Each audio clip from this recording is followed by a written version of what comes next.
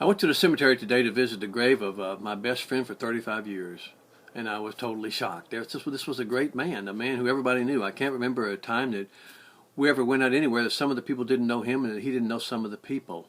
And most of the people in the crowd, and most of the people he had helped in some significant way. He helped them in important ways, rich or poor, famous or literally penniless bums. He knew them all and helped them all. You know, I remember Will Rogers used to say that he never met a man he didn't like, and I don't know if he really meant that, but I do know well that my friend lived that statement. He made it real. He never met a man or woman he didn't like and that he did not help. He was a great man, and no man ever helped me more personally in my life for 35 years than he helped me and hundreds of other people. When I went to the cemetery, I didn't know where the grave was, and I was kind of shocked that there wasn't a huge marker showing the location. I had to go inside and ask the kind lady where the grave was, and she didn't know. In fact, she didn't even know his name or who he was. I was shocked, and my shock turned to amazement when I was handed a map and tried to find the grave.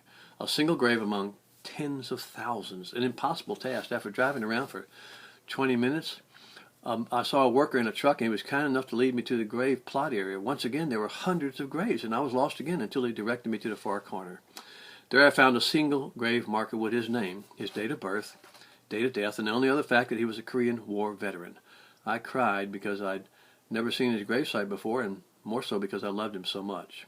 I was and still am shocked that there weren't lights and bells and whistles and statues and beacons.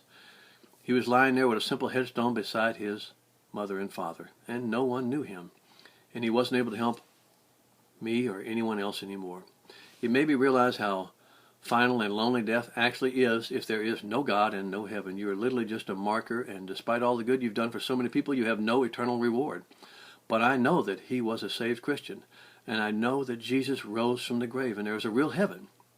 And he does indeed have a eternal reward in heaven, not because of the good that he did, but because, as the Bible said, Jesus did not come to earth to make bad people good. He came to make dead people live again. And I know I'll see my friend again, and I'm quite certain it will be in the glory that he deserves.